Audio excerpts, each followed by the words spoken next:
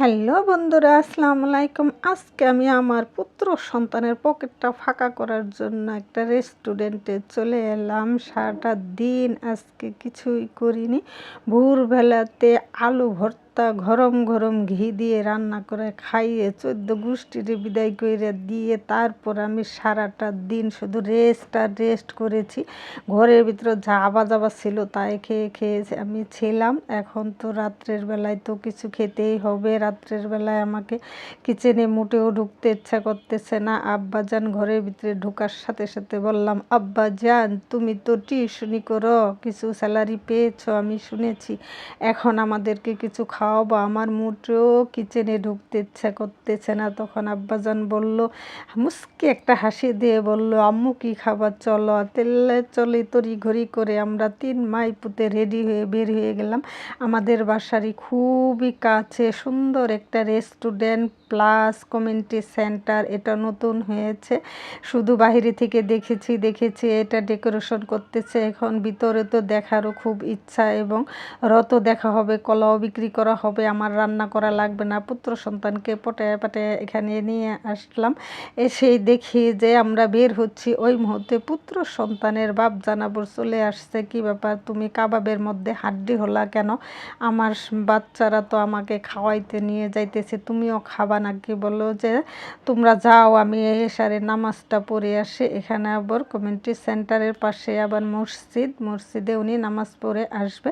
আর আমরা এখানে 3 মাই পুঁতে চলে আসছি খাওয়ার জন্য। মাশাআল্লাহ অনেক সুন্দরকে ডেকোরেশন করছে। শুধু বাইরে থেকে দেখেছি, এদিক দিয়ে যাতায়াতের সময় দেখেছি শুধু মেহেরগুনি গাছগুলা, ট্রাক ভরে ভরে শুধু মেহেরগুনি গাছ আনতে এখানে ডেকোরেশন করা হয়েছে সম্পূর্ণ গাছ দিয়ে। চেয়ার টেবিল, ওয়ালের মধ্যে কোনো ইট বালু সিমেন্টের কোনো কারবানি নাই, শুধু গাছ আর গাছ, গাছ আর গাছ। ফ্রিতে আমি বিজ্ঞাপন দিয়ে দিতেছি, কারণ এই লোকটা অনেক অনেক টাকা এখানে ইনভেস্ট করছে। দেখতে পাচ্ছেন আপনারা, একটা কাস্টমারও নাই। খুবই কম দিনে মনে হয় 2-3টা কাস্টমার আসে। কেন এখনও পরিচিতি হয় নাই?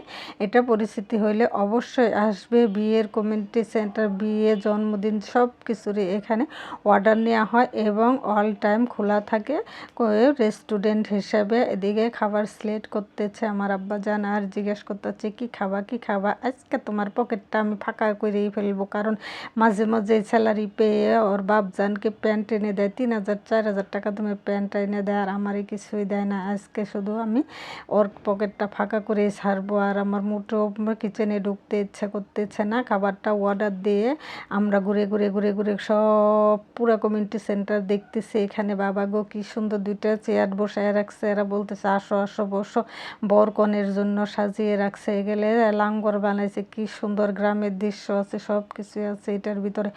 অনেক সুন্দর লাগতেছে আমার। ভিতরে এসি করা, পুরাটা এসি করা, খুবই সুন্দর। দেখতে পাচ্ছেন কোনো কাস্টমারের গোষ্ঠী নাই এখানে, 1-2জন মাত্র আছে। এখানে দেখা যায় আবার পাখি, কি সুন্দর পাখিগুলা বন্দি করে রাখছে। কোনো প্রাণীকে যদি এভাবে আটকে বন্দি করে রাখে, আমার বুকটা ফাইটটা যায়।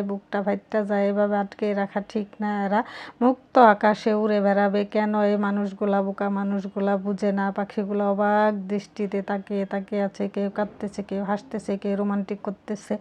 এই আর কি, আমরা তো ঘুরে দেখতেছি, শুধু দেখতেই আছি। কারণ এগুলা আমরা আসার পর খাবার অর্ডার হলে বেশ খানিকটা সময় লাগে। আমরা তো বসে থাকবো কিসের জন্য? ঘুরে পাখিটাকে পুরাটাই দেখতেছি। আর এখানে তো দোলনা দেখে তো আমার মাথাটা পুরাই খারাপ হয়ে গেছে। দোলনায় ছোটোবেলায় কত গাছের মধ্যে দড়ি বাইন্দা তারপরে দোলনার মধ্যে ঝুলতাম, সেই স্মৃতি মনে পড়ে গেছে। আমি দোলনার মধ্যে কত সময় দুললাম। দোলনা দেখলে আমি দুলবই, বাচ্চারা দুলবকে আমি দুইলা নিলাম। এই তো আমার তো ছোটো বাচ্চা নাই, তাই আমি নিজেই দুইলা নিলাম দোলনার মধ্যে। আমি দোলনার মধ্যে দুলতেছিলাম, আর ওদিকে আমার ছোটো ছেলেটা আমাকে ভিডিও করতেছিল। ওইটা দেওয়া হয়নি এখানে।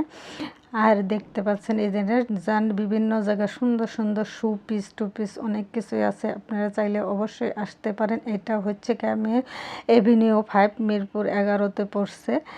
এই যে কত সুন্দর সুন্দর করে ডেকোরেশন করছে। আমার স্বামী আবার জিজ্ঞেস করলো মালিককে যে এটা আমরা খাওয়া দাওয়া শেষ করার পরে তখন বের হব, তখন জিজ্ঞেস করলো যে মালিক উপস্থিত ছিল যে এখানে কত টাকা আপনি ইনভেস্ট করেছেন। উনি বলল আমার 8.5 কোটি টাকা এখানে আমি ইনভেস্ট করেছি। মাশাল্লাহ, এখানে হয়তো আস্তে আস্তে ধৈর্য ধরলে আল্লাহ পাক রব্বুল আলামিন ধৈর্যের ফল দেবে ইনশাল্লাহ।